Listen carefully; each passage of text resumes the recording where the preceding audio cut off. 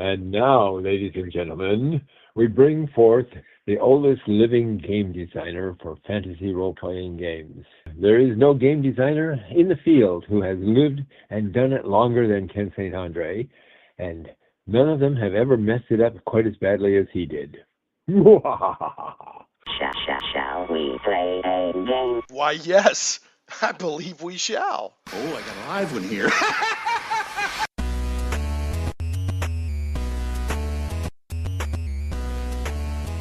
Did you want to do opening music again? Because you did opening music last time. Did you want to do that? I did. Well, I can't remember exactly what I did. Tunes. I think you did kind of Looney Tunes music. I did Looney Tunes. Well, then, today I just finished watching a 1958 episode of George Reeves Superman. Yeah. So I'll do Superman for my opening music today. Okay, let's have it. Look, out in the streets, in the conventions, in the gaming parlors. Dun, da, da, da, da, da, da. Dun, da, da, da, da, da, da, dun, da, da, dun, dun, da, da, dun, dun. It's a troll god bugger in full nonsense. Getting geeky all up in your podcast. It's Shane Plays Geek Talk, a journey into the things we love. I'm your host, Shane Stacks. Thank you so much for pressing play. This episode, we have part 2 of the one and only Ken St. Andre, writer, game designer, video game designer. He's got, that doesn't really sum everything up, but part 1, we got deep into his game design, his tabletop game design, including Tunnels and Trolls, Starfaring, Stormbringer. There was one other. What was the other game we talked about last time there, Ken? Monsters, maybe? Yeah, Monsters. That was it. So this episode, we will touch on Tunnels and Trolls a little bit because it's going to come up in relation to one of his video games. But this episode is going to dive more into Ken's video game work. And then also we have a series of questions that I have been sent that we're going to ask Ken. And then I also want to, before I forget, I want to give a shout out, special thanks to Matt Barton of Matt Chat and his friend and mentor, Rocky Calavito, because Matt actually made the introduction for these 2 interviews to happen. And then also they sent some questions to ask. So thanks again to my friend Matt Barton of Matt Chat and his friend Rocky Calavito. So it's good to have friends. It is good to have friends. So it is good to have friends. Gamers, this is the one advice that you remember from me. It's make friends. Be a good guy. Make friends. Yep, we talked about that a little bit last time. I wanted to also tell you that the first part of the interview, part 1, already went out, and I've gotten very good feedback on that. The engagement level on that has been great, and several people have commented that they really enjoyed it. So I just want to let you know. I'm glad to hear that. Yeah. So let's get into. Let me pull up my handy dandy notes here, and we will get into handy dandy notes. We will get into part 2. So in Superman part 1, he came to Earth and confronted Lex Luthor. In Superman 2, Ken is going to confront General Zod and Ursa, and I can't remember the big dumb strong guy's name, but we're in part 2 now. So you're going to be fighting fellow Kryptonians in this episode, Ken. What is your favorite? I'm not from Krypton. I'm from Troll World. So you're going to be fighting your fellow Troll Worldians for supremacy of Earth. So what is your favorite Christopher Reeve Superman movie? Do you have one? Absolutely, the very first one. It's a great movie. The very first Christopher Reeve movie was the best.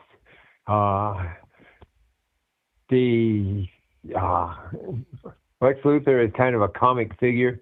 Was great. It reproduced more of the mood of the 40s and 50s Superman, when everything wasn't saving the universe. It was just people. Right. And occasionally the world was in trouble too, but because we had to have some scope to it. But I do prefer the personal stories instead of the save the universe stories. Well, this isn't a comic book episode, but that's one of my beefs with current comic books, especially DC, although Marvel's guilty too. Everything is universe ending. You know, like they're literally a lot of times recreating the universe. I'm like, these aren't people anymore, they're gods. Right? I can't relate to these people, right? They're the scope of what they're, and I know they make it bigger, better, more interesting, bigger stakes, but I'm like you. I think the stories with the people at heart are the ones you usually Storytelling began with the gods, Shane. It did. Where did the world come from? Zeus or Odin or somebody else created it. How did they do that? Well, they killed a giant and used his body to form the planet, and I think it's a little vague after that, but storytelling began with the gods. It's inevitable that it returns to the gods from time to time. Human ambition is such that we want to be gods. We'd like to think we are gods, but we're not. We have considerable power compared to animals and plants, and we can destroy a planet or two if we try hard enough. We can't make one, much less the universe. So I don't blame them for getting into this rut of saving the universe. If since we're obviously a menace to it, we need to try to be helpful to the universe as well, to try to save it, to stop the global warming from turning Earth into Tatooine, things like that. But without Tatooine, we don't get Luke Skywalker. And who needs him? Oh wow! Alrighty then. All right, moving on. Moving on. Have you seen the stuff on YouTube that showed the good side of the Empire? The thousands or hundreds of planets, at the very least, that were living in peace, that had a well-established trade going on. Most of their citizens were well protected. The upper classes were as corrupt as always, but upper classes are always corrupt. Look at current-day America. Look at current-day China. Look at current-day Russia. Look at current-day Britain. Corrupt, corrupt, corrupt, corrupt. If you're a politician, you're corrupt, period. You can't help it. The very condition, the very job forces you into that state of being. So that's it. So let's talk about storytelling and world building. And there are people joke around like, all these people were minding their own business on the Death Star until the terrorists blew it up and all that. You can view it, a certain point of view. But two things that you just brought up that are interesting: the Empire, as originally conceived, did bring order. However, one of the things that's getting kind of lost in a lot of the Star Wars stuff, best I can tell, is they were also xenophobes. If you're a human, you were good. But anybody that wasn't human was treated as second class in the Empire. So there was that. The other thing, there was another point you made that I was going to respond to that. And I've forgotten what it is, but I was going to say, have you seen Andor, the Andor TV series on Disney Plus? No, I haven't had Disney for 20 years. Okay. I will say, there is a lot of opinions out there on the newer Star Wars that Disney has done. I will say Andor is almost universally praised. It's very mature storytelling. it gets into, what does it really mean? What sacrifices and gray areas do you have to get in to be a rebel? It gets into corruption at high levels and power, and it's fast. If you get a chance to see it, I totally recommend it. Really good storytelling. I Uh, never will. I'm sorry, but it sounds great. yeah. Sounds like I would like it. Did you happen to The see Rogue One, the Rogue One movie? Yes, I did. Okay, so Andor was the main. Cassian Andor was in Rogue One.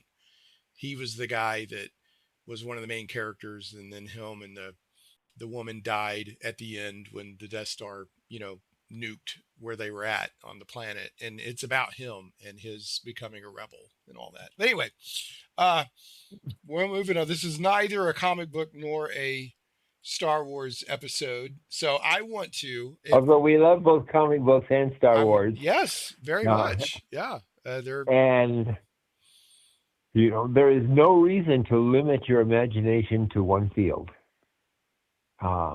The world has many fields, many mountains, streams, rivers, infinite variety. Storytelling does the same thing. There's infinite variety.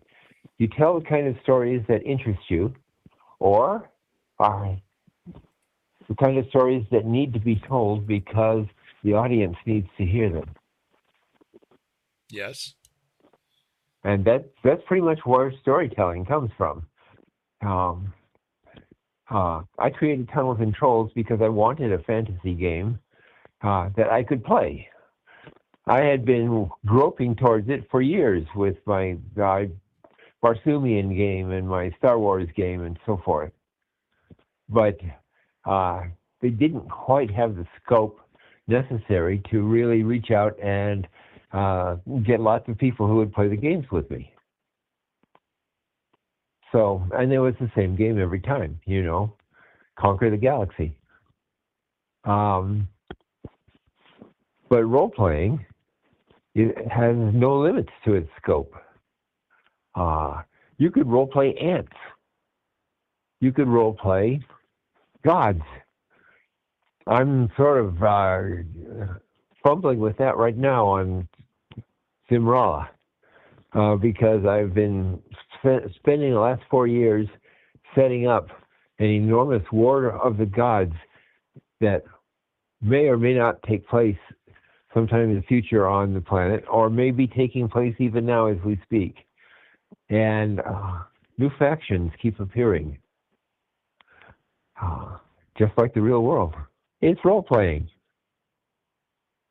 It's role-playing. Is role-playing tabletop? The Japanese seem to think it is. They have a separate category that they call TTRPG, tabletop role-playing gaming.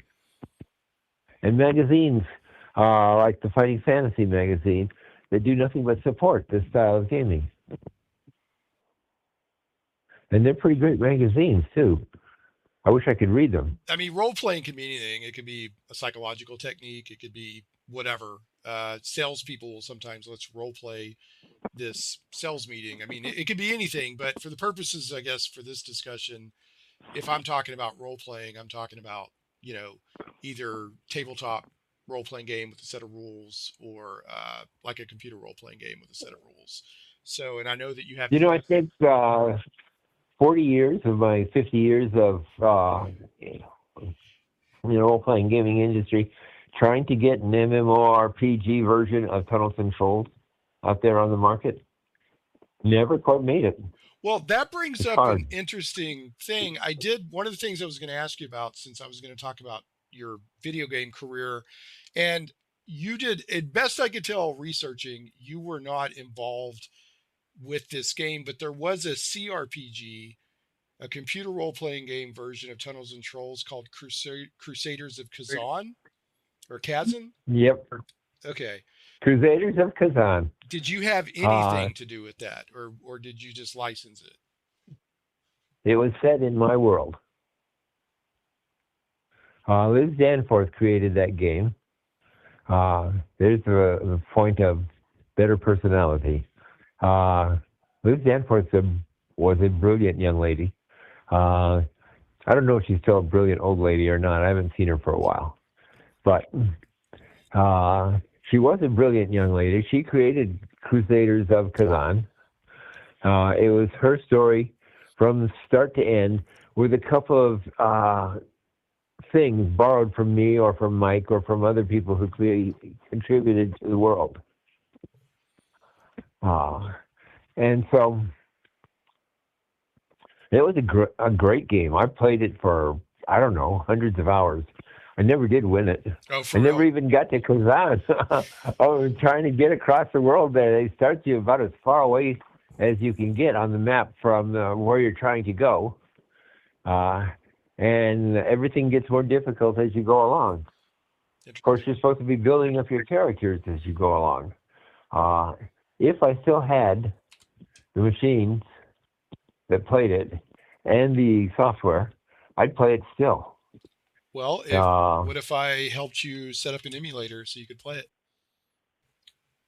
You'd have to be here in person, because these 10 thumbs and failing brain do not know how to emulate DOS and do not have the disk drives that are necessary to run the floppy disks and so on.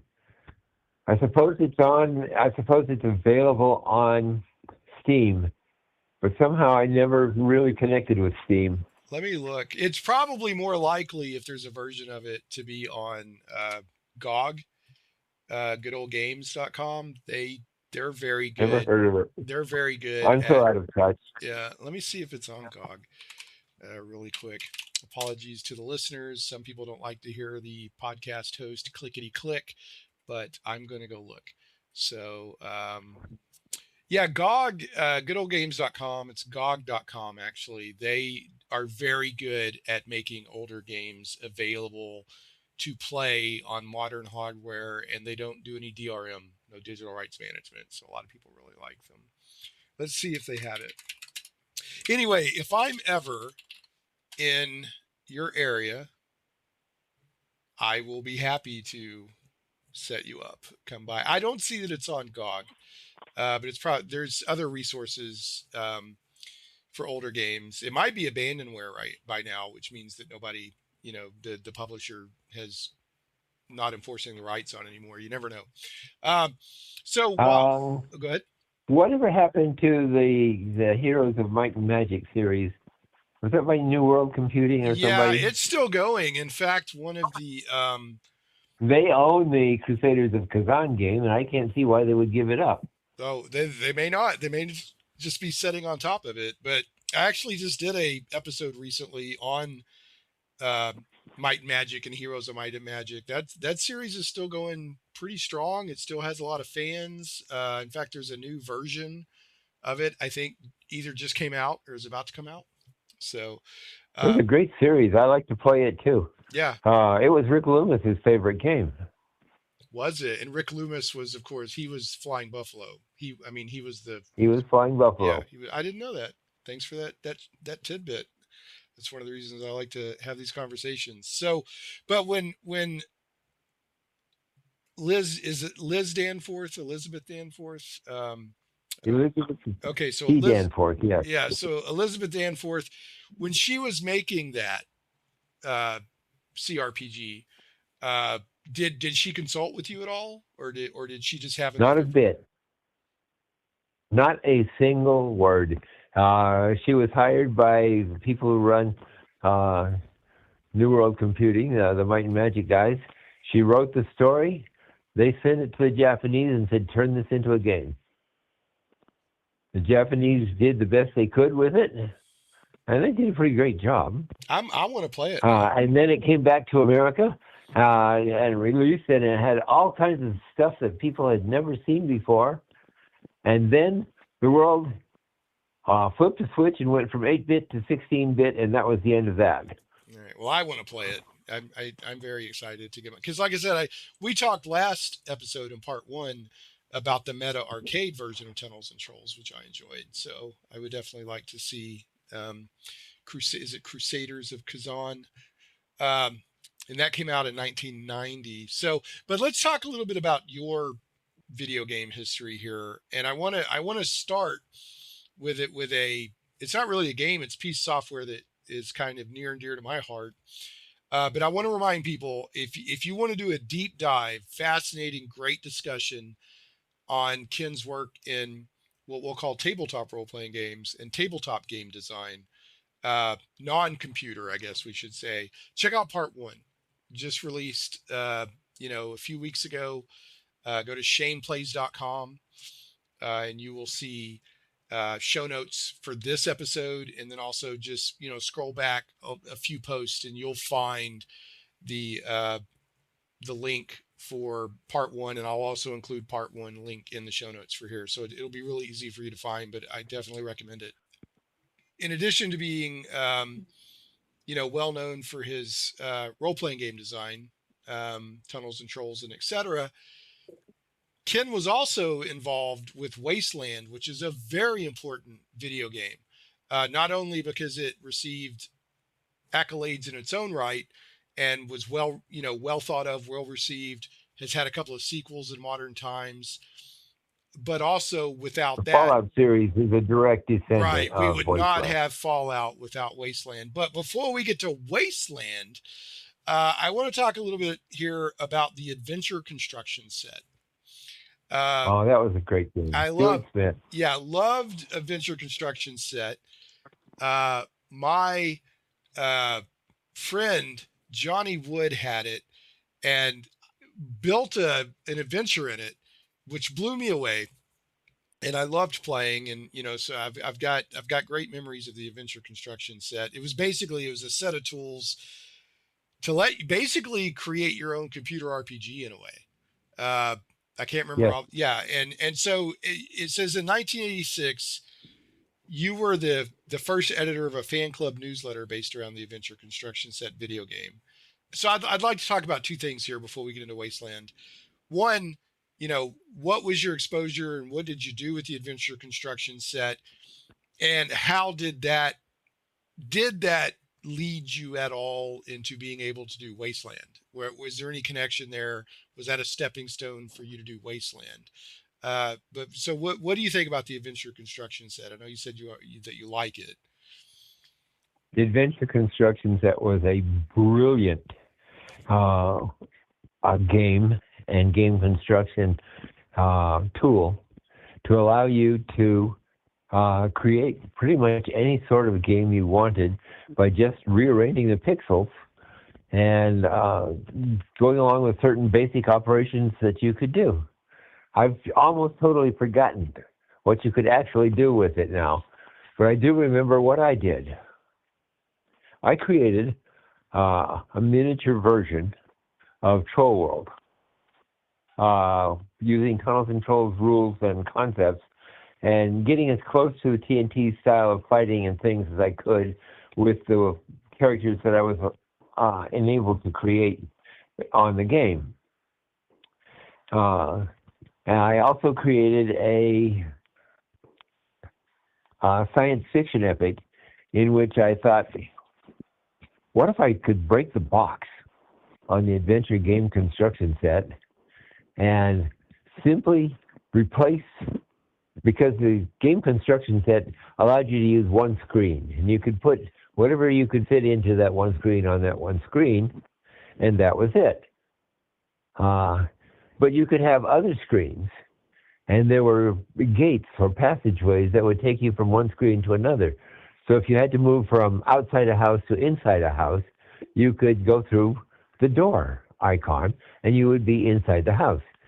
And you were not on the same screen at all. You were on a different screen, as thrown up there for your unbelieving eyes by the computer itself. And my breakthrough was to make every single border sector on the widescreen view of your whole world into a gate screen to the next part of the world. And so I created a wraparound universe there where you could move from screen A to screen B to screen C to screen D and back to screen A or something. And you did it all in your rocket ship, and you've never Well, you never sort of left the world at all. You didn't go into little sub places. You stayed in the big world, and you fought the big battles with fleets of spaceships shooting each other out of the interplanetary space. And this must have impressed. I submitted that as my game for the Amiga version of the Adventure Construction set. ACS came out first on Atari and Commodore 64. I had the Commodore 64 version. And it was also out on the Apple II and so forth. And it was there on all the little 8-bit machines that were just making the internet take off around, God, when was it? 1980? 1985, somewhere around there. It was because the game itself first came out in 84 on the C64 and the 85 for the Apple II, 86 for the Amiga, 87 for MS-DOS. So, right. The Electronic Arts did a contest where they said they would publish the best game that anybody sent them. Well, this was a terrible mistake on their part. Did they get about They're going to send games that they were overwhelmed by it, including one that I sent in my intergalactic space game, where one screen merged seamlessly into another. When you reached the edge of the computer screen, you just went off that edge and re-entered on the opposite edge, on the next screen. And that was you feel that was an innovation that you brought to it other people weren't doing? Well, I didn't see anybody else do it. That was my trick. I mean, whether it had occurred to Stuart Smith to do that or not, he had already come up with the idea of having gates that would go from one screen to another, but they were all meant to be separate screens, Mm-hmm. So you gave it a continuous sort of open world feel. I gave it a continuous open world effect. Nice. So and what Electronic Arts did was, they said, well, Ken, what we were going to do was just put your game on the ACS, the Amiga version, and you could play it, and everybody can play your game there. We'll give you the $1,000, but we're not going to call you the contest winner. We want you to be an editor, and we want you to look at all the games that people did and choose the best ones. Because frankly, we're working on new games now, and we don't have time to look at 200 games that were submitted. So did you do that? I did. Wow. And your brain didn't explode from looking at 200 games?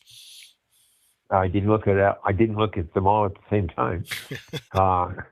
It was what happened is there was one guy who was brilliant.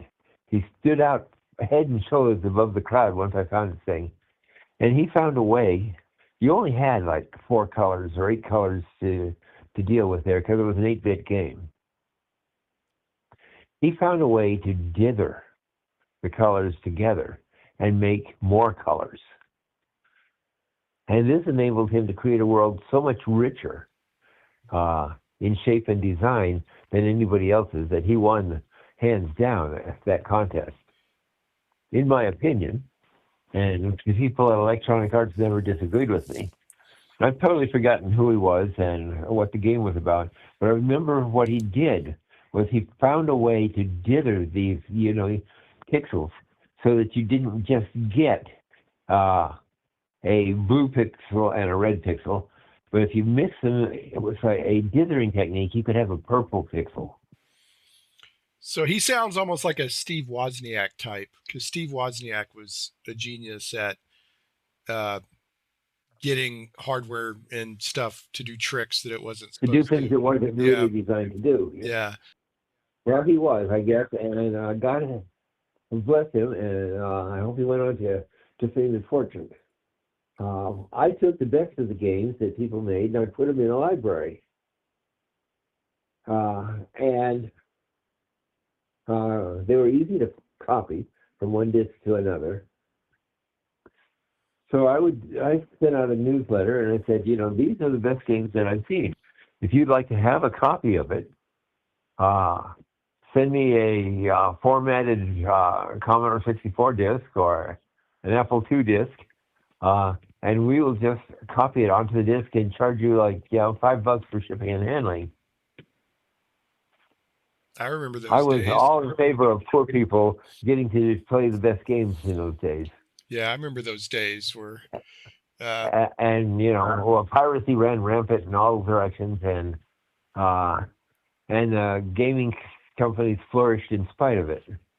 Yeah, it almost maybe because of it, because of the exposure that the games were getting. So I'm not going to get into the piracy versus anti-piracy debate here, but I know I've bought games because either I saw somebody playing a pirated copy and I wanted a copy, or I saw the company that made this game that I had a pirated copy of was really good, so I'm going to buy this game. But anyway, that's a whole nother discussion. I felt that way about Electronic Arts back in the day. Yeah. I thought they were brilliant. I thought the interplay with their Bard's Tale series were brilliant, and yeah, Bard's Tale was a big one. But the ACS stuff had no connection to the interplay stuff. All right, so I guess did your experience with getting involved with Electronic Arts and ACS and Stuart Smith and all, did that open any doors that led you to being hired by Interplay? No. Okay. No, it led to interviews with the Williams of Sierra. What was that like, interviewing with them? That was like a life-changing option. Basically, they said, Ken, we could hire you, but you would have to come and live with us and work with us here where our studio is in California. And you'd have to turn out such, a certain amount of quantity of gameable story, like the King's Quest stuff, per month or per year.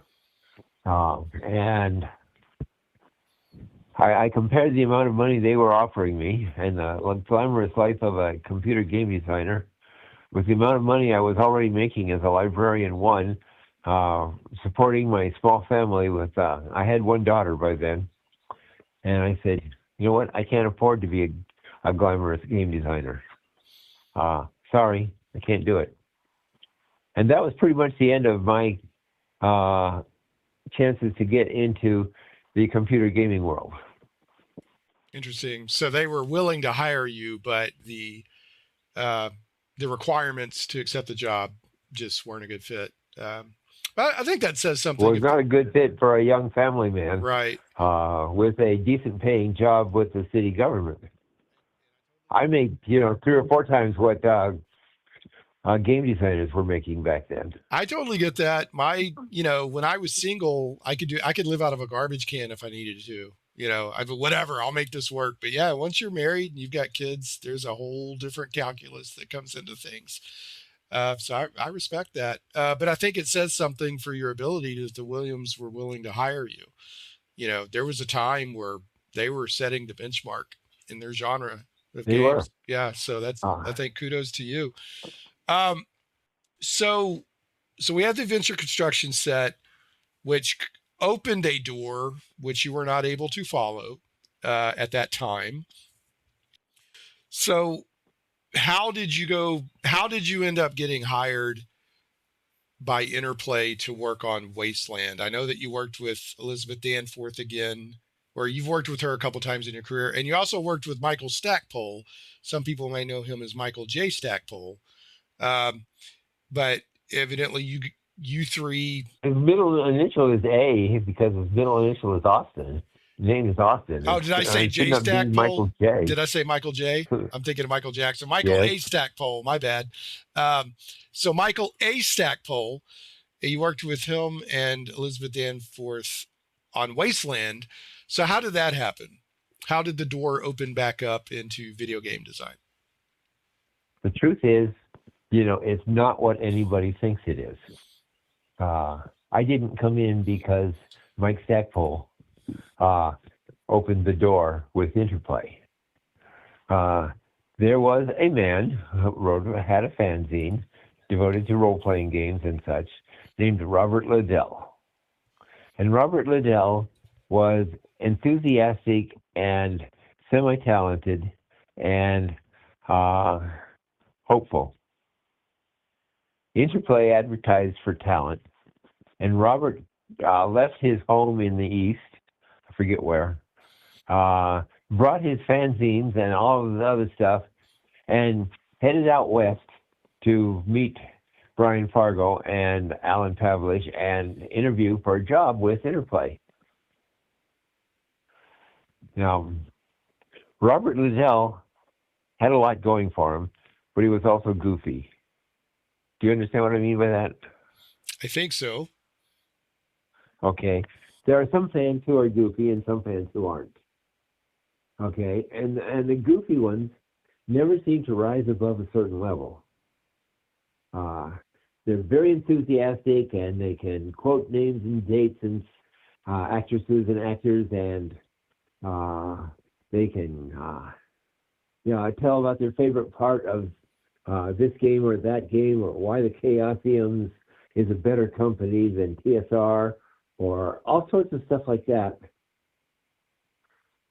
But they never rise to the level of being able to produce professional work.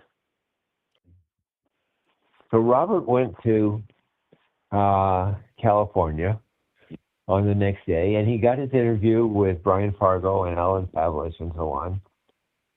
And during that interview, he told them that he had stopped and spent a night talking to me about Tunnels and Trolls and the other games I was associated with back in the middle 80s. Okay, so hold on. So how did you know him already? Through fanzine culture? Or I didn't. Oh, okay. I didn't. He came out of the blue. He said, Ken, I'm Robert Liddell. I'd like to stop and talk to you for a while. I've done these fanzines and so on, and I'm on my way to California to talk to Brian Fargo of Interplay. I went, oh, well, that sounds interesting. Why don't you come on by? This is the advantage of being open and friendly, right? He says, well, I really like Tunnels and Trolls, and I created this Doorways and Dimensions version of it here, in which we could travel from alternate worlds and do things. I said, that's a cool idea. How's it going for you? He said, well, it's okay on the fanzine level, but I'm not making any headway on getting it really published. I'm hoping that maybe Interplay will do it for me. So we talked for an evening, and then he went on to his interview with Brian Fargo. And while he talked to Brian Fargo, he told Brian Fargo about me and about Tunnels and Trolls and about other things, that was related to TNT. And Brian looked me up and found out, I was actually doing things on a professional level with Flying Buffalo and publishing games and had some reputation. So a week after Bob's unfortunate interview with Interplay, where he did not get the job, Fargo called me up and said, Ken, Alan and I would like to fly over to Phoenix and talk to you about a game we have in mind. We wondered if you could maybe help us with it. What do you think I said? If I don't have to move or give up my main job. Head of the studio is going to come to talk to me about, helping with game design? I'm going to guess you said yes. I did say yes. And a couple of days later, they came over and they spent a night talking to me. And during that night, in which I pitched various ideas to them, and they pitched ideas at me, and we talked about game design in general. I also mentioned that I had some talented friends that they should speak to. And the first two I mentioned were Mike Stackpole, who had already just published Mercenaries, Spies, and Private Eyes to great success, as there was a whole role-playing audience that wanted to leave the medievals behind and get into the modern world, where you shot people with guns instead. Okay, and so the next day, I made a contact with Mike. So I said, Mike, you ought to talk to this Brian Fargo guy. He's doing some interesting stuff with a post World War III atomic setting, a Mad Max kind of setting. And I said, your MSPE might fit into his plans perfectly. As a matter of fact, they did. And Liz had already done Crusaders of Khazan or something, and another game that I've forgotten the name of now for New World. And she had a pretty good reputation as a game designer. And Brian sort of decided, here's a bunch of local talent that wouldn't cost him much, who he could talk into writing scenarios and things for his post-World War III game. So were you all sort of in the Phoenix area, all three of you? We were all in the Phoenix area. Okay. Let's go back to the Phoenix area. Phoenix is the center of the gaming universe. And why? Why is that? Because Rick Loomis was there, and because I was there. Now, whatever it is, Lake Titicaca in Michigan or whatever it is, might be the center of the gaming universe for a whole different set of gamers. And California might be the center of the gaming universe for another whole different set of gamers. But Phoenix was the center of my gaming universe. And my gaming universe consisted mostly of Phoenix fans or people that I met outside the Phoenix area, and somehow they decided to come and be in Phoenix where the action was. Okay? Those fans include Paul O'Connor. Look him up. He had a successful computer gaming career. Larry DiTilio. Look him up. He's dead now, but there were quite a number of very talented people that I met during the early 80s and maybe the late 70s that decided to come to Phoenix because Rick would hire them at starvation wages, and they could work on games, and they could get away from whatever troubles they were having in a different part of the world. Liz Danforth came to Phoenix as a fan. Her mother moved out here. She moved out here with her, and she joined the local Fanish Society, which I had incidentally helped Terry Ballard set up back in the 70s. So there was a lot going on in Phoenix. There was a lot going on in Phoenix. Phoenix was kind of a junior chapter of Los Angeles, and there was much more going on in Los Angeles. In Los Angeles, Lee Gold was perhaps the big name. In Phoenix, Rick Loomis and I were the big names. So were you able to work, like when you were working on Wasteland? I'm guessing you were able to work on it from Phoenix. Yes, and we also worked on it in California. Okay, Wasteland happened because their idea was sort of a remake of the science fiction movie called Red Dawn. Red Dawn was a B movie postulating that the Russians had conquered the United States and that they did okay while they were conquering the big cities and stuff, but when they got out into the countryside, the farmers and the true Americans who lived out in agricultural America and had their guns fought back. Yeah, I mean, that movie scared the heck out of me. I think it came out when I was in 8th grade. And that scene at the beginning where all of the parachutes come down outside the high school, and the teacher's like, "Hold on," and he goes out front, and he's like, "What's going on here?" And they gun him down. That blew, it's just like, no pun intended, blew me away. That Red Dawn is a bit of a B movie, but it's also what I would consider an important pop culture '80s movie. I know they remade it. I didn't see the remake.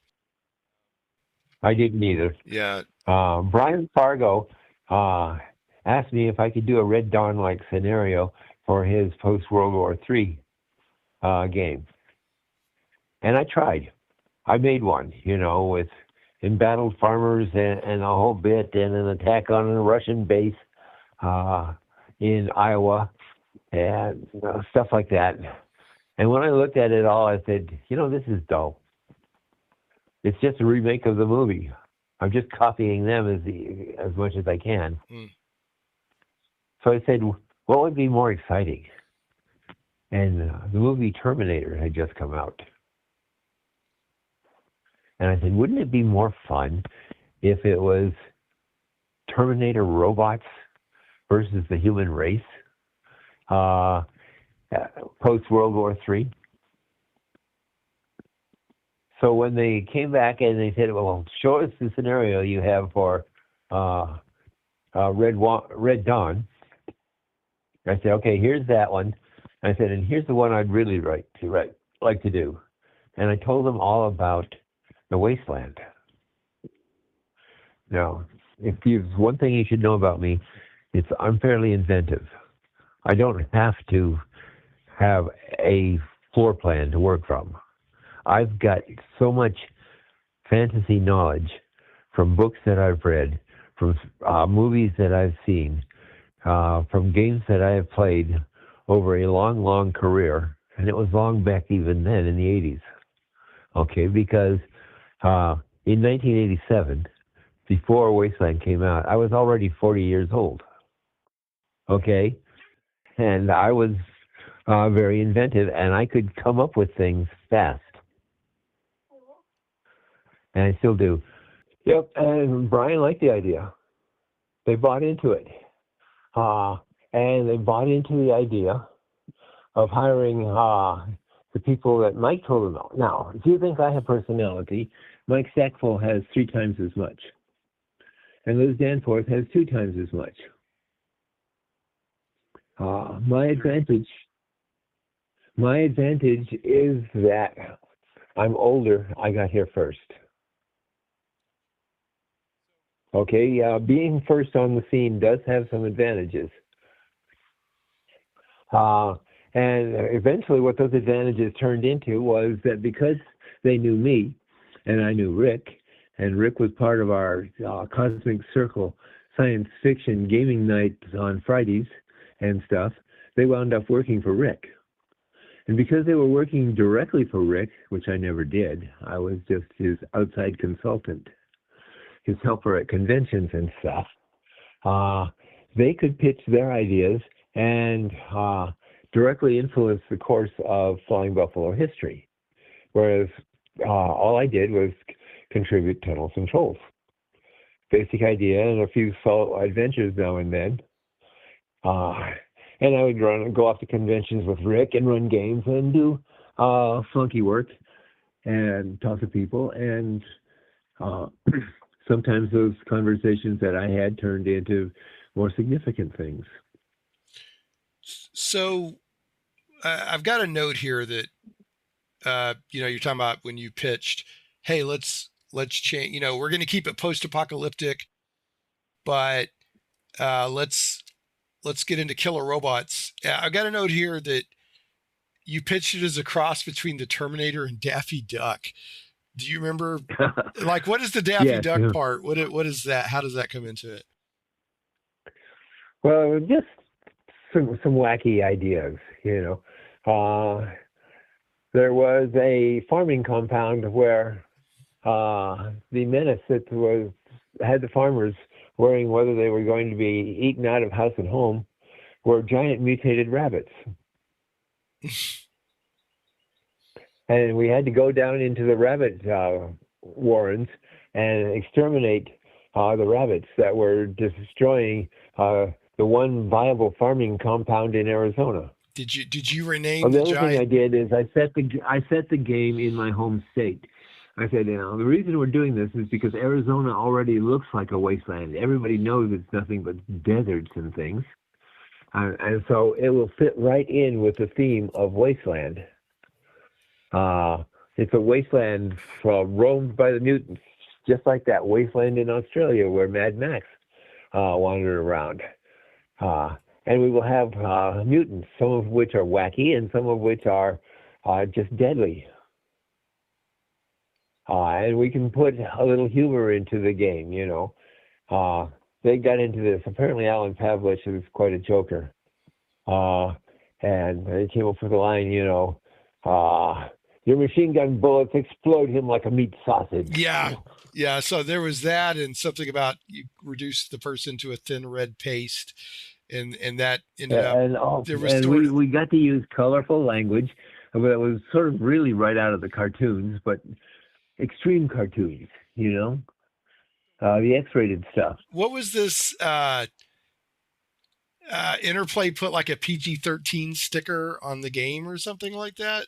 Like not literally PG-13 from the movie ratings, but I guess trying to kind of let people know they were in for a little crazier experience. Do you remember that? Yes, only vaguely. Yeah. So it was a long time ago now, but Interplay were very creative guys in their own right, and Mike and I felt honored to join them. So did Liz, so did Bear, so did Ugly John. We brought in all of our friends who had any talent, because the world like offered to them, even though it was only Arizona and a little bit of California and Nevada, was huge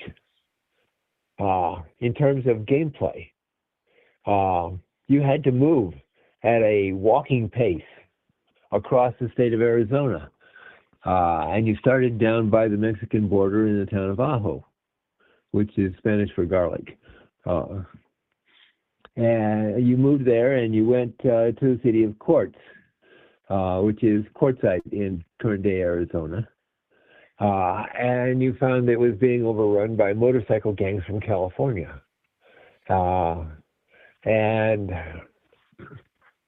every place. You could go to you went to Las Vegas, you went to Needles, you went up and down the Colorado River, you could go into the Grand Canyon, you could go to Phoenix. There were so many sites in Arizona that needed to be written about. Mike came in and he decided to add his own plot devices. And everybody threw stuff into the kettle. And it came out, a marvelous stew when we were done. well, the stew was marvelous. The game is super well remembered. It laid the groundwork for Fallout. I've got a note here that, let me see if I can find it. Yeah, in 2000, the staff of IGN ranked Wasteland as the 24th best PC game of all time. I mean, that's, considering the amount of PC games out there, that's a high achievement. And earlier than that, it was ranked higher. Right? Yeah, more games have come out since then, right? So what was your exact? Were you just writing? Were you doing any mechanics design, or were you mainly writing plot and scenarios? A little bit of both. Having each one of the distinct locations on the map, Quartz, Needles, Las Vegas. Las Vegas was my favorite. In Las Vegas, I unleashed the Scorpatron upon the world. The Scorpatron. The Scorpatron was a killer robot in the shape of a scorpion. Not a little tiny scorpion, but a giant scorpion with a laser sting tail. It was a tunnel controls monster to be feared. So speaking of tunnels and trolls, so they used at least partially it used the mercenaries. Okay, now let me come back and explain something else to you that most of the world doesn't understand. Okay. Mike Stackpole's breakthrough game, Mercenaries, Spies, and Private Eyes, was based entirely on the game mechanics of tunnels and trolls. That's what I was getting at, right? There are saving roles in it. There are weapons, straight up conflicts where you use your weapons and he uses his weapons, and the high total wins and the low total takes damage. But there are a few innovative ideas too, because if you're using guns, you have to aim. And if you can't hit what you're shooting at, you don't do any damage. So you might want to use area effect weapons like grenades, which will always do damage. And Mike formulated all this and wrote it up into a set of coherent rules and talked about it in terms of mercenaries, spies, and private eyes. All right, but so some of that game mechanics, if I understand it, made it into Wasteland, which means that some of the game mechanics of tunnels and trolls made it into Wastelands. Is that a correct statement? Yes. Okay. So under the hood, when you were hitting or missing things in Wasteland, it was all based on saving rules. Done behind the scenes,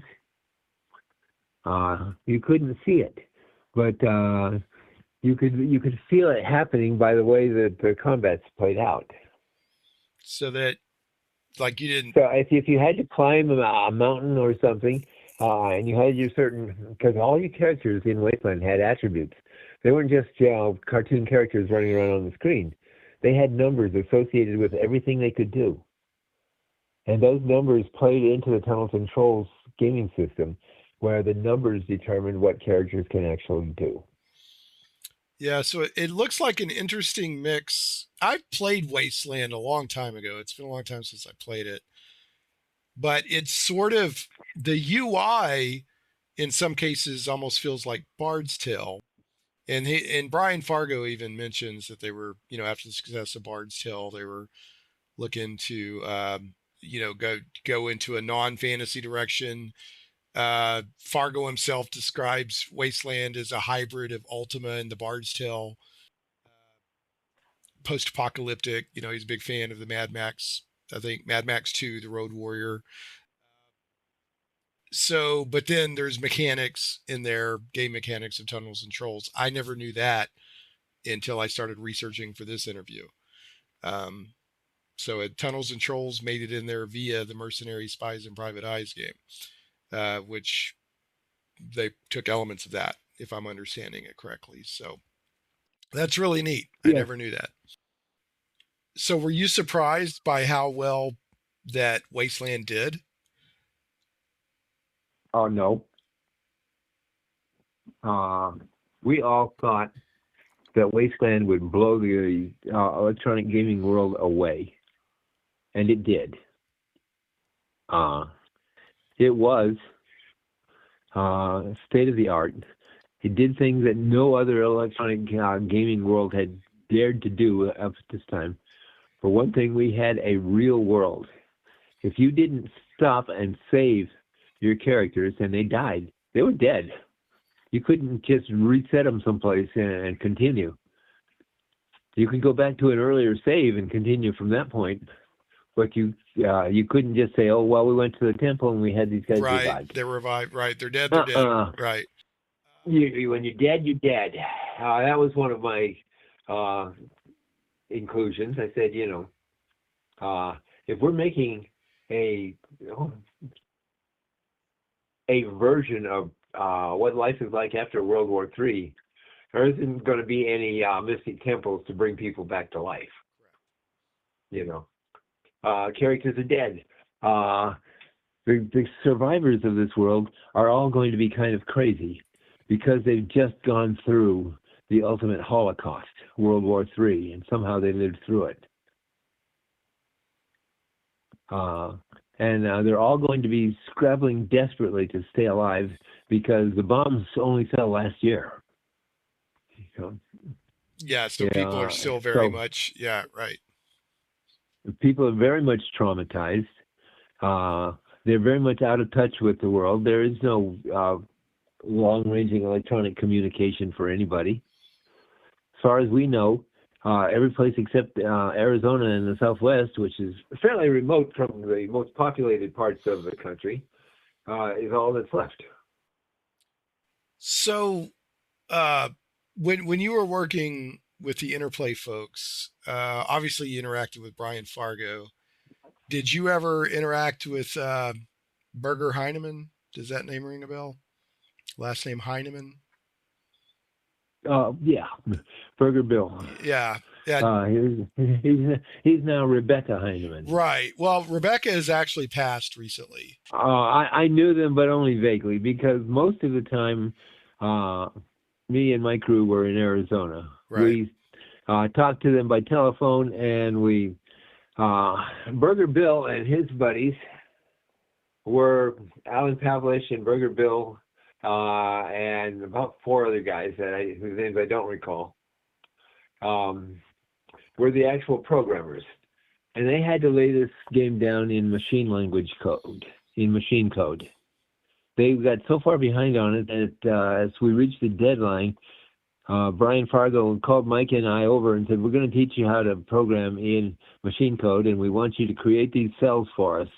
You know, just you can see what type of cell it is, and you can see what type of I don't know what to call them actually. Sections of code go on top of each other, need to be stacked here. You need to do this very, very carefully." And Mike and I spent a weekend in California simulating programmers and helping put together the overall map. Interesting. That's very rare for a writer to get pulled in on that level. Well, the thing is, that Fargo knew we were smart enough to do it. We only had to be taught and shown how. And he wasn't asking us to do any of the really creative stuff. That was Alan Pavlich's job. I made Alan's job hell because I kept asking him to do things he didn't know how to do or didn't want to do. And what was his role again? Alan Pavlich is chief programmer. Chief programmer. Okay. Uh, so you were like, "Hey, the game needs to do this." It's like it either it was really hard or he didn't feel like doing it. One of the two. Um, Well, the only thing I remember actually getting into the game was the idea that rivers would actually move. So you would have what looked like a static map, but if you looked at the rivers, they were flowing. And if you fell into one, you got carried downstream. so now one of the other things that Wasteland is known for is it was one of the first games that had a persistent world. So like if you came through an area and did stuff or didn't do things, one of the two, when you came back, that was reflected. So Yep. what do you know whose idea that was? Not sure I think it was mine, but Mike might claim the same. It was an Arizona idea. Okay. It came out of Arizona regardless. So, all right. Well, I mean, if you're not going to allow people just to reset characters, then you just can't allow them to reset the world.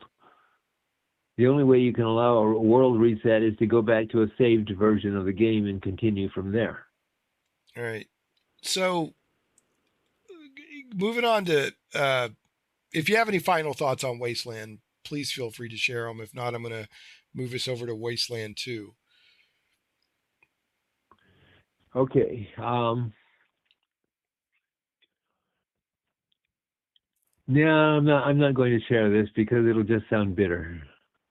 I did feel that I sort of got shafted a little bit at the end, but we'll forget about that. I did okay. And the Wasteland was a great game, and we all had a good time making it. And we feel honored that it's still remembered 40 years after it originally came out. So where else do you want to go, Shane? Wasteland 2. Wasteland 2. Yeah, so all these years later, because Wasteland came out in 1988, uh, Wasteland 2 comes out because Brian Fargo was able to get the rights back, I guess, to the Wasteland franchise or property or IP or whatever. So how Yes. did you get involved with Wasteland 2? Did they reach out? Brian reached out to me and said, Ken, would you like to help create Wasteland 2? And do you have any ideas for places that could be involved, or would you take any of the places that we think need to be involved? And I said, well, yeah. I thought it would be kind of fun to set part of Wasteland 2, maybe the early training missions where your troops get up to speed around Meteor Crater, which is a spectacular place in Arizona. So I wrote up a scenario for Meteor Crater, and I think it basically got into the game. I couldn't keep up with them and the stuff they demanded, and dropped out of the programming crew fairly early, as did Mike, and Liz lasted probably the longest of us. But our parts in Wasteland 2 are very minor. So, but I mean, I still think that's pretty cool. They reached out to you. So, but you didn't. So the pace, I guess there was a pretty different approach to how they were making games, or because this was in exile, I think by this point it was no longer Interplay. Yes. Right. It had long since quit being Interplay. So was the process just a lot different this time around? It was partly that the communication with the top was not as good. Okay. Instead of running a small company of 6 people, Brian was running a large company of 20 or 30 people, including many different scenario designers, and he had to coordinate it all and make sure that it worked together. And I have no idea what his problems were, but I'm sure they were considerable. Right. So it was harder there were more layers in between you and him this time around, sounds Yes. like. So you mainly contributed to Wasteland 2 in the Meteor Crater scenario. Pretty much I contributed to the Meteor Crater area.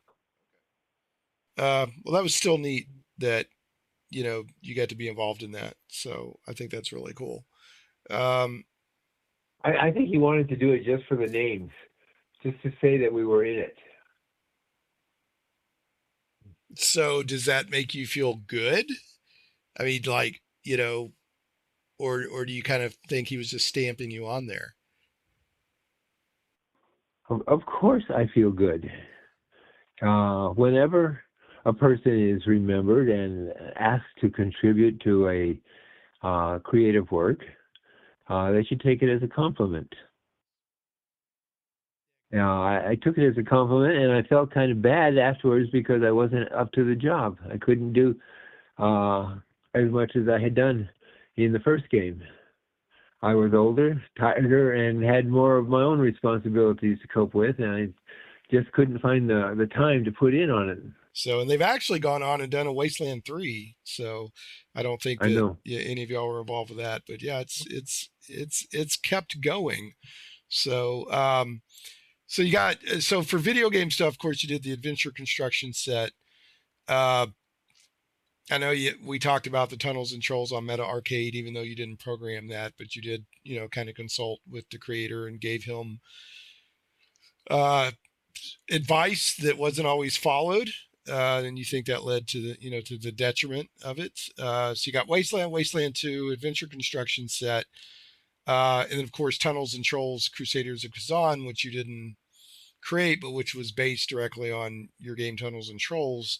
Are there any other video games that I'm missing here that you worked on? Couple. There was a company in Arizona run by a man named Paul Brown. Steve Crompton has all the information about that company. I've So I talked him into trying to make a superhero game. I had created a superhero version of Tunnels and Trolls that I called Power Trip. It was a pun. Because the characters were always flying around and taking trips, and they all had powers. I had been working on it for quite a long time, almost a year, but nothing ever got out of development. So again, I wanted a consistent world with characters being able to come in and take the role of either superheroes or supervillains. I said, why should we limit it to one side or the other? Right. And then we set up the world as a background and let the characters play. And this was based on the rules of Tunnels and Trolls, but adapted for superheroes? Yes. Sure. Now, do you understand the most important rule in Tunnels and Trolls? I could guess. Very few people do. My guess would be have fun, but I'm gonna let you tell me what it is. That's not a rule. Okay. That's a principle. Okay. The most important rule in Tunnels and Trolls is the concept of the saving roll or the saving throw. The saving throw is based on probability. It's based on characters' attributes, skills, and talents. There are levels of difficulty to it. And if you don't make the level of difficulty, you don't get the result you wanted. You can have a result all the way from death to minor disaster. You poked your pinky. But you have to understand the idea that things don't just automatically happen because you want them to happen. It's not choose your own adventure. You don't go, if you go left, you meet the alligator. If you go right, you meet the snollygoster.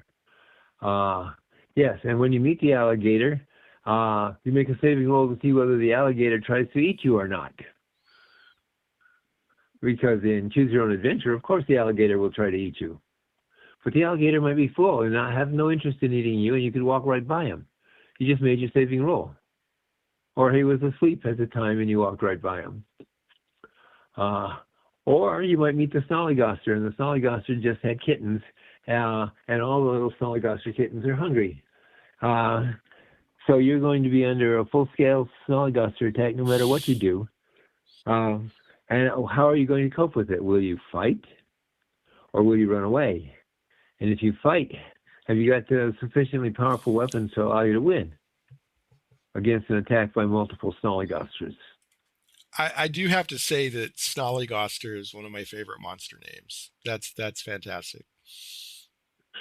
So these are the things that you have to understand as the background of Tunnels and Trolls. If you have a high-ranking attribute, and that is the attribute that is necessary for winning a fight with snollygosters, such as speed. If you have really great reflexes, you will get combat ads for that, and those combat ads will help you kill the snollygoster.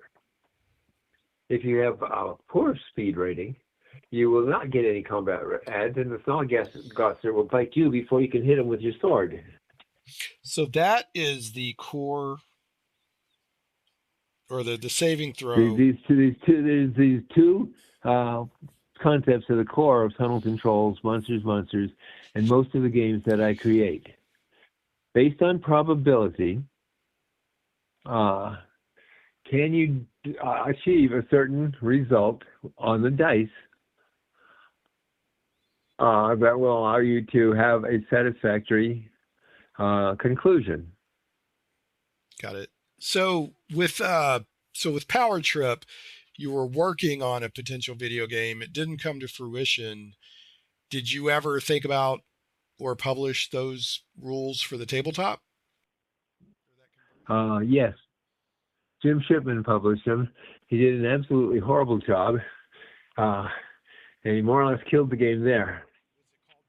I have a version of it in development right now, but I've stopped because I got too complicated for my own good, and I don't know what to do about it.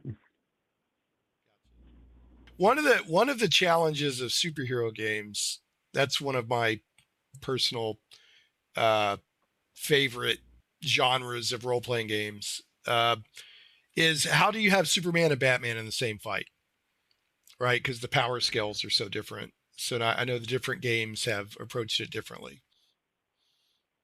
Do you have any thoughts on that? You do it the same.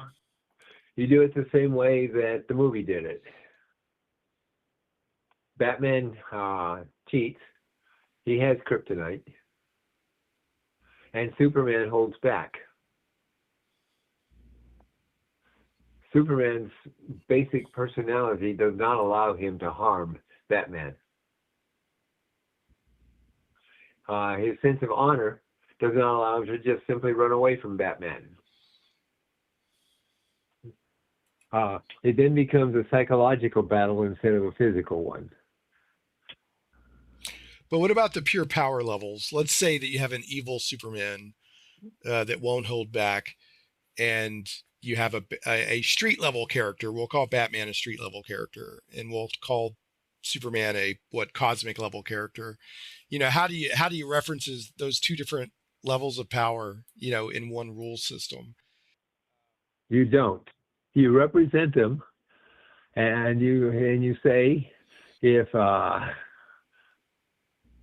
Omni-Gooberman decides to kill Bat-Butt Man, Omni-Gooberman will kill him, and that's all there is to it. That's just all there is. Don't let that happen. Okay, I got you. Well, the old DC system handled it by using exponential, like a. I was playing with an exponential series of superpowers in the game that I was rewriting this year or last year. And it had some cool ideas, but it got out of hand.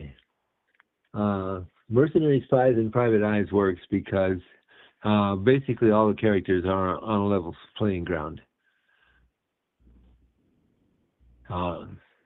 Fantasy role-playing games work because basically you either play high-level games or low-level games, and they're still on a level playing ground. So is there any other video games you're involved with? I think that's it. Okay. I mean, not counting the ones I tried to create for myself on a Commodore 64, and the Amiga, and so forth. I mean, I tried my own hand at programming for a while, and I used BASIC, and I made some of my own games. Nobody ever played them. I played with them. They did things. They could move characters around on screens. Never did get down the actual art of doing missile weapons or hand-to-hand combat with motion on computer screen. I'm not a good programmer, but I tried. Back in the days when I had more time and easier computers to work with. So, that being the case, I have a few questions here. We're already an hour and a half, so I'm not going to get into all of them, but Matt, Barton, and his friend Rocky sent these along if we had time, and I think some of them I think all of them are good, but don't have time to get into them all because you and I both like to talk. We'd be here for another 4 hours, I think, if we went through all these. I think this is a great question, and you've touched on this some in the last episode and in this interview, but who were your influences and how did they influence you? I'm not sure I understand that question. My influences mostly came from literature. They didn't come from people in the real world. Well, that's fine. If it's an influence, it's an influence. Okay. My influences, as far as I can tell, Edgar Rice Burroughs. We'll just talk about authors for a moment. Arthur Conan Doyle, Robert A. Heinlein,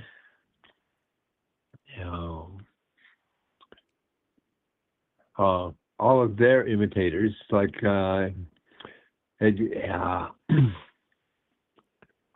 somebody Klein, H. Rider Haggard, and then from literature, I loved King Arthur and the whole Arthurian Britain thing. I love the Norse myths. I tried to get into more obscure things like the Russian myths, but they're really hard to find here in the West. The same for the Oriental myths. I read Journey to the West, which is the Adventures of Monkey, and saw a movie about it, but I don't really feel that I'm competent to talk about Oriental mythology. I read the Bhagavad Gita, which is an epic poem that goes on for 10,000 verses and tells the story of a great war between two warring factions in the days of the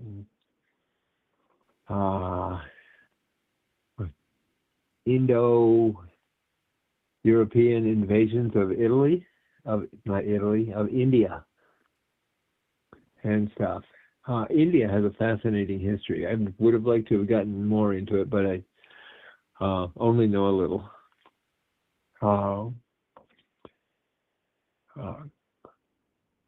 Modern movies.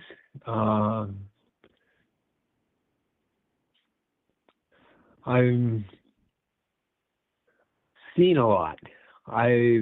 But I'm not really influenced by too many of them in that I really want to imitate them. I did write my own John Carter of Mars novel one time. It was horrible. It will never be seen by modern readers. In that story, did Deja Thoris turn into the cruel queen and take over the universe? No. Okay. The one thing I don't do to my heroes is try to subvert their character and turn them into their opposites. That's just evil. A lot of that going on these days, or there's a lot of quote unquote reframing where now suddenly the villain isn't really the villain. But there's a lot of that stuff going on these days where it's gotten very cynical. There is. I don't do it. Sometimes I will take somebody who I feel has been misunderstood and write them up as an individual and they're a hero of their own story. This is a philosophical point with me. I believe that we are all, every human being on Earth, the hero and central character in our own story. I believe that the universe revolves around every single one of us. I live in my universe, Shane. You live in yours. They're intersecting at the moment, but mostly they don't have much to do with each other. I really try to be a good guy. I mean, I don't go around spreading evil or calumny or saying bad things about people in general. I don't go around writing bad things about people in general unless I'm writing farce or satire, which I have done. But Ming the Merciless remains Ming the Merciless, no matter what I do to the central character of the Wizard King who has no morals.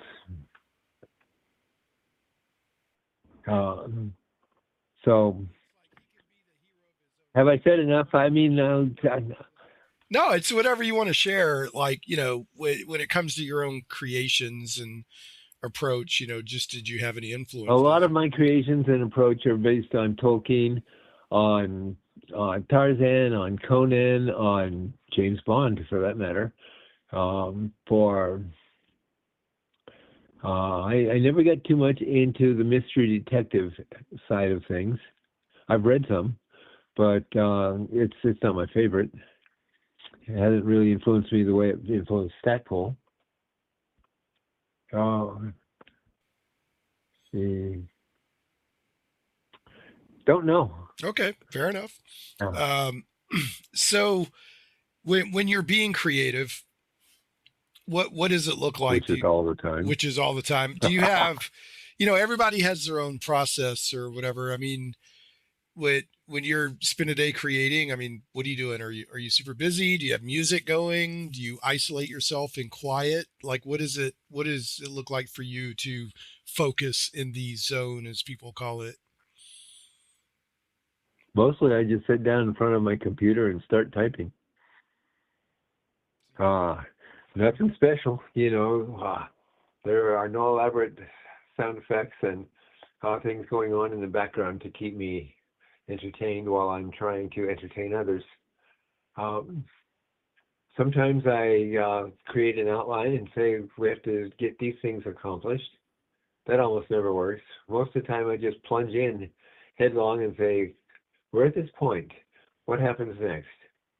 Um, and write it up as a possibility of what happens next. And you still stay pretty busy, right? I mean, you're still putting a lot of stuff out under Troll Godfather Press. Well, yes, I'm thinking about winding it all down right now because I'm 78, pushing 79. I've probably said everything I have in me that was worth saying. Probably, maybe not. I don't believe in absolutes. If I get an idea and I have a chance to write it down or send it out into the world in some fashion, I will do so. I'm doing that right now with you. Right. You got into this a little bit last episode, a little bit this one when you mentioned, be friendly, make friends. But, what advice do you have for gamers, designers in the industry? And I know that's an open-ended. I know that's open-ended. So give us both. Give us both barrels. All right.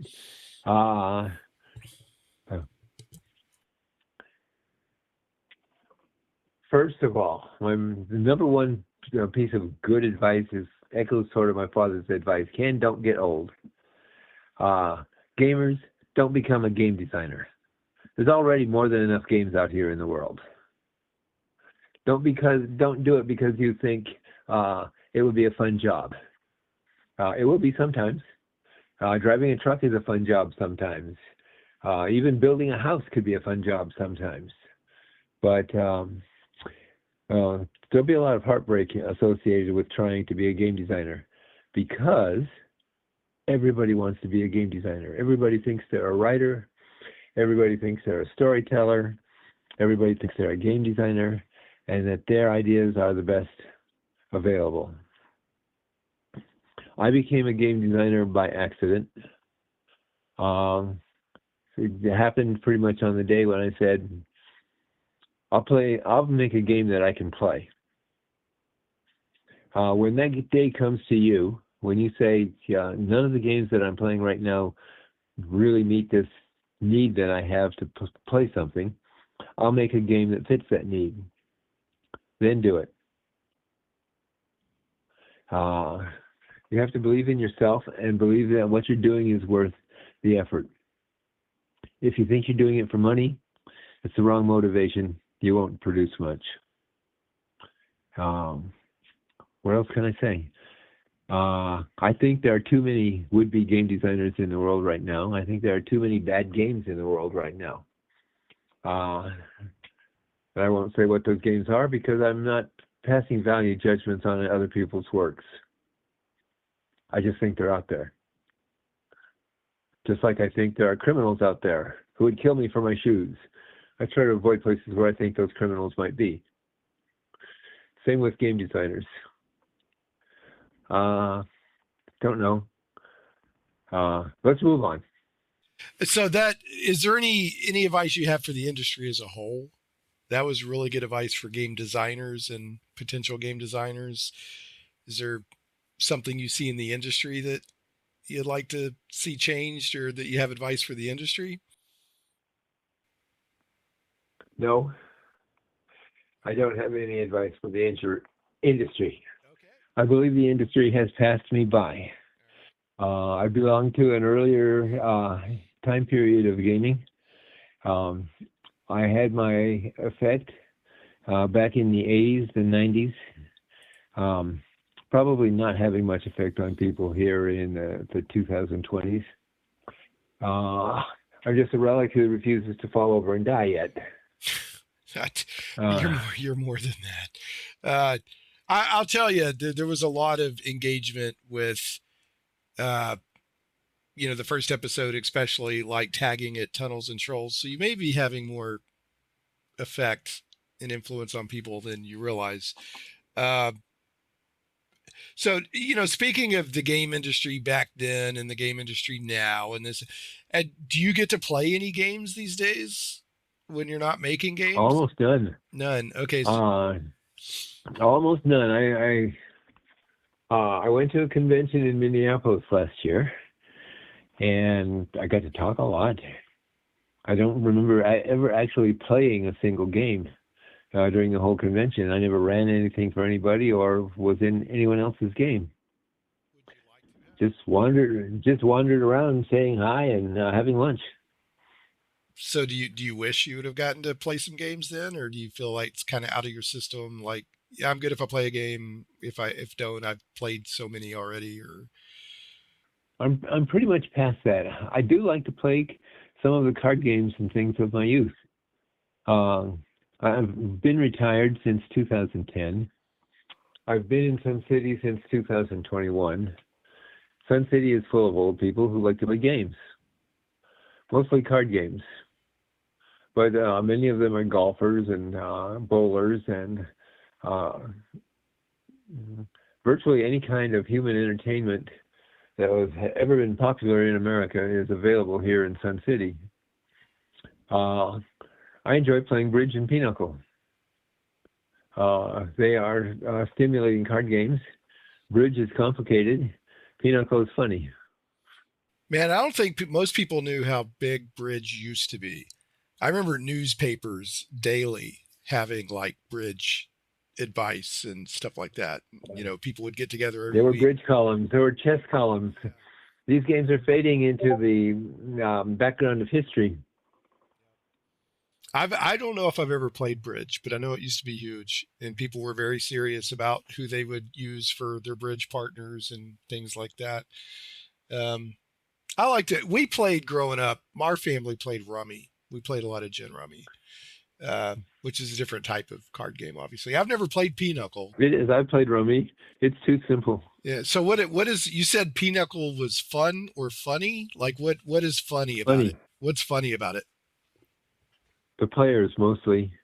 For example, the very name of the game. Does the name pinochle mean anything to you? No, but it is a funny word.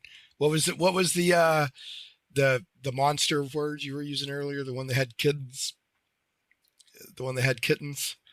Snollygoster. Yeah. So it's funny. Pinochle is funny to me, like that word. It's just a fun word. Okay. Somebody back in the 19th century, I think, put together this arbitrary collection of rules and called it pinochle. A pinochle is a jack of diamonds and a queen of spades. It's worth 4 points.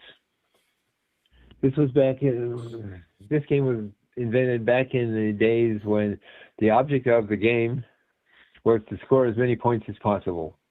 Whoever scored the most points wins. Is that still the object of most games today? The most points wins? Yeah. Yeah. Well, I guess that's a basic principle of game design then, isn't it? Yep. Sounds like it. In Tunnels and Trolls, whoever scores the most points doesn't necessarily win. Whoever stays alive wins. Right. And that's a fundamental difference to RPGs that, you don't win an RPG, right? It's an ongoing thing. You play an RPG. If you enjoyed it and had a good time, you won. You won. Right. if you had a bad time, then you didn't win. Right. And I've done bad times for people a few times in my life, and I'm sorry. I just couldn't deal with that many people at once, and I needed to thin the crowd. You missed your saving roll, you're dead. Have you ever blue bolted anybody? That just means you've had enough of a player's nonsense, so you just a bolt of lightning came out of the sky and took care of the situation. No. So you made sure that the dice handled it. Yes. So for your, I think the worst thing that ever happened was the game wasn't really doing so well, but I had another 2 hours to go. I said, "Oh, I feel this terrible cramp in my intestines. I have to go to the bathroom really bad. So, excuse me, I'm leaving." So you fled the game. I left and I didn't come back. You fled the game. I fled. I'd rather flee than chase them out. When danger reared its ugly head, Sir Robin turned his tail and fled.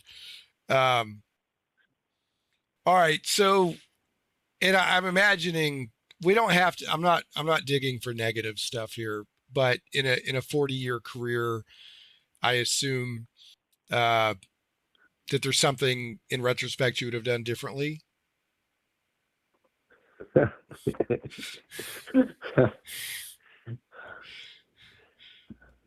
Yes, I'd have done everything differently. Everything. Okay.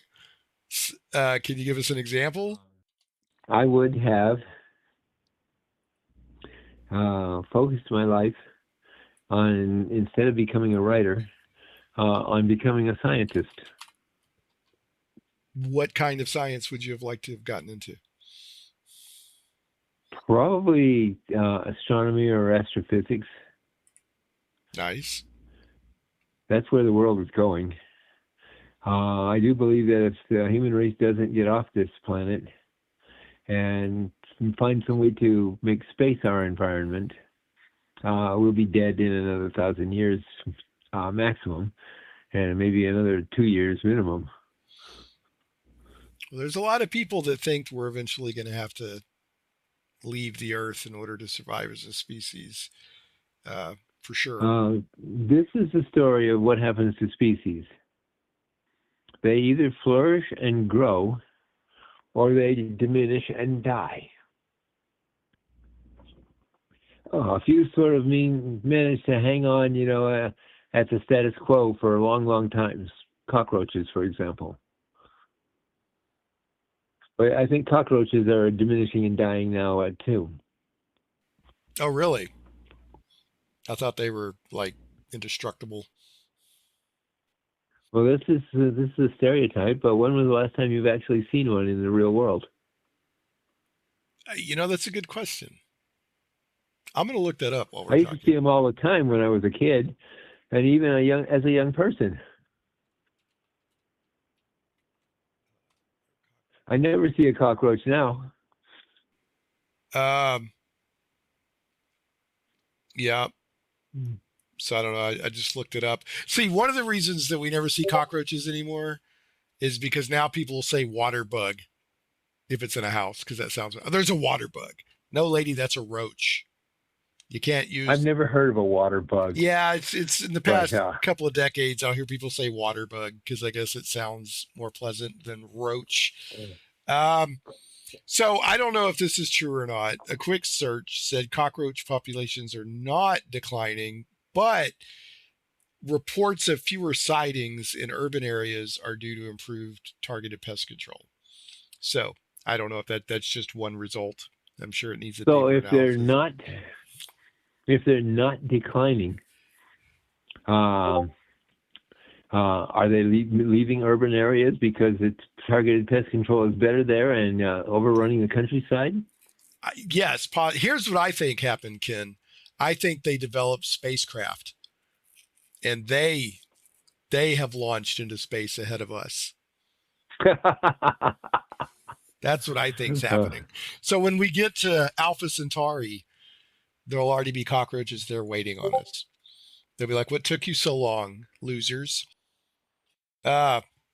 All right. Well, we've had a good 2 hours here. Do you have any final thoughts? Of course, I've got the bad jokes lined up and ready to go, but do you have any final thoughts before we kind of wrap up? Final thoughts. I don't want to have any final thoughts. I'd like to keep on thinking forever. Okay. Well, that is a final thought for sure. It's a final thought that's not a final thought. You found a way to break the system. You found a way to game the system, Ken. You won. Mm-hmm. I did want to mention that in 2018, you were inducted into the Academy of Adventure Gaming Arts and Design. So congratulations. Thank you. It was an honor. And it's another example of it's not who you know. It's not what you know. It's who you know. It's who you know. So was It's that not what you do. It's who you know that thinks that what you did was important. so was that like an event? Did you go to an event for that, or what was that like? Nope, it all happened at a distance. I wasn't there when they inducted me. Well, I was in Phoenix. I was in about 2016. I became friends with a game designer named John Wick. 7th Sea, a few other games to his credit. Card games, all much more popular than anything I've done.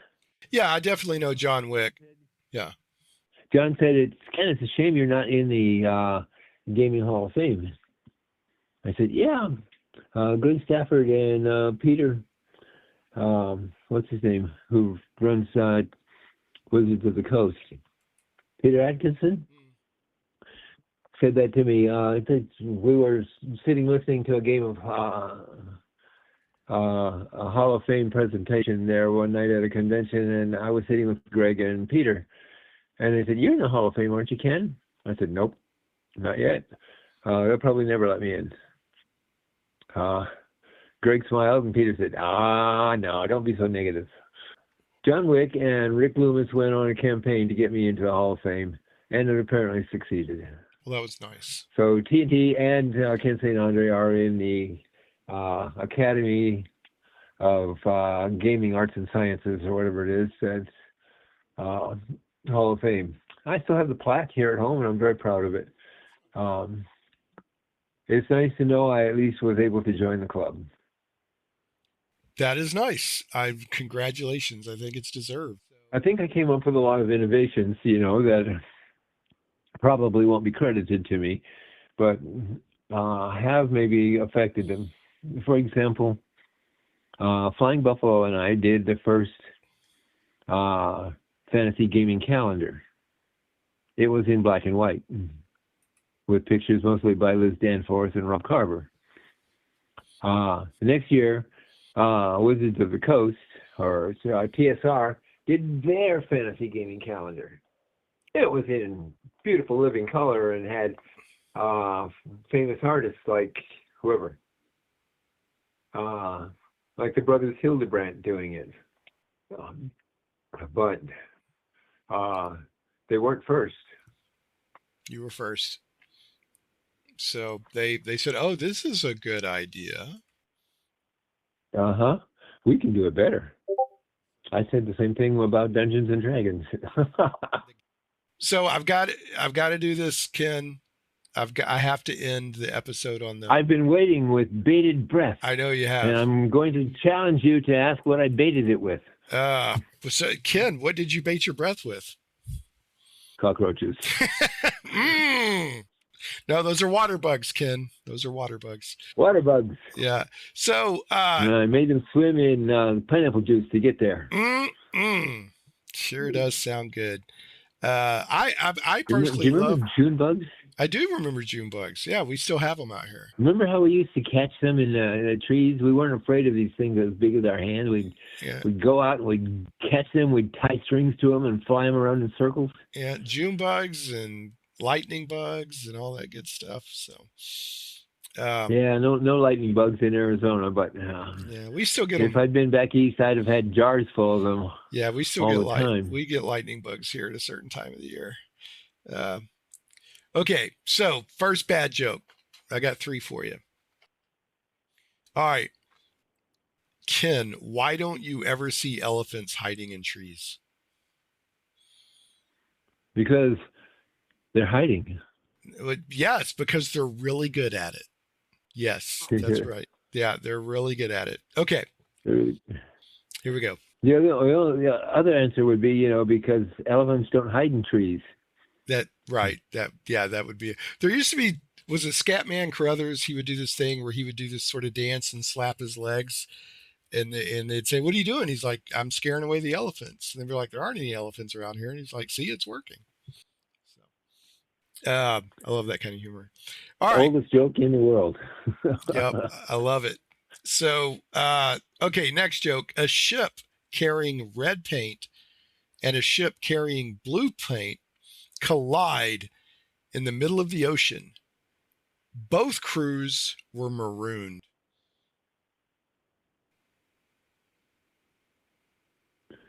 Both crews were marooned.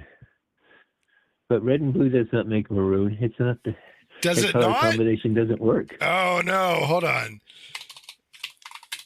Did the joke fall apart on realistic principles? On a choice of colors? Yes, it did. Yeah, blue and red make maroon. Let me see what.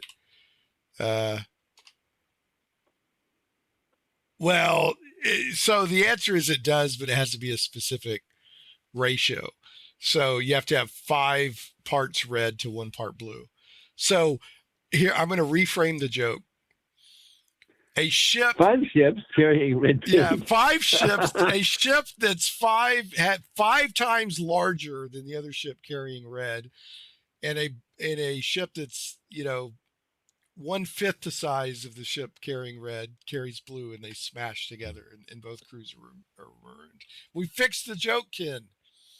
We repaired the joke. No, the ship that was 5 times as big just sank the blue ship and sailed on, while the sailors on the blue ship were really blue. Were really blue.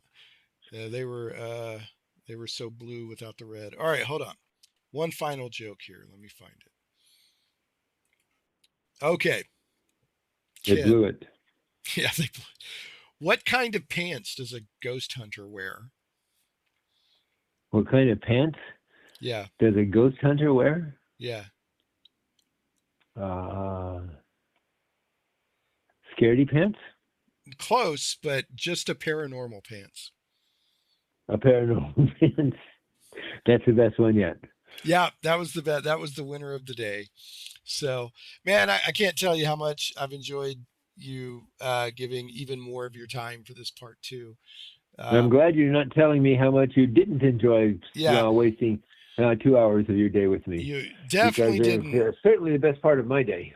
Yeah, you except for breakfast. Yeah, your breakfast was your Cracker Barrel breakfast. I would never pretend to be better than going to Cracker Barrel. But man, I appreciate it so much. I'm looking forward to getting this part 2 out. I really enjoyed talking to you for both of these episodes, and I really appreciate it. It's kind of you to say that. I believe that if you cut out about 80% of the nonsense I spouted today, and just lead it all on with sage and auspicious tones, you will do well. And now, ladies and gentlemen, we bring forth the oldest living game designer for fantasy role-playing games.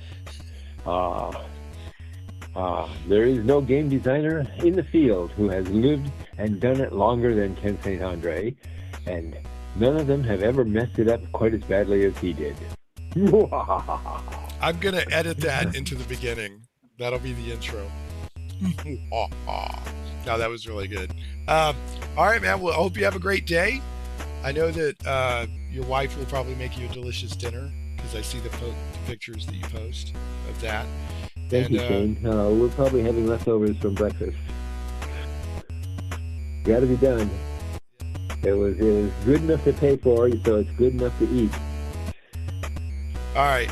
Well, thanks again, Ken. I'm going to wrap this up here. And everybody else, we will catch you next time on Shane Plays.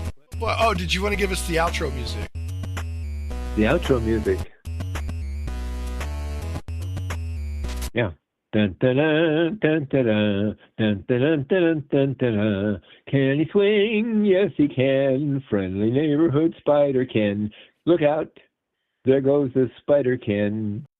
Thanks so much for listening to Shane Plays Geek Talk. I certainly hope you enjoyed this journey into the things we love. For your convenience, show notes with helpful links for each episode can always be found at shaneplays.com. You can catch the podcast in several places, including on the blog at shaneplays.com, iTunes, Google Play Music, Stitcher, Podbean, Amazon Music, Verbal, YouTube, and more. If you like what you hear and would like to support Shane Plays Geek Talk, you can do so for as little as $1 per episode on Patreon at patreon.com/ShanePlays. Thanks again for listening, and we'll see you next time. Stay geeky, my friends.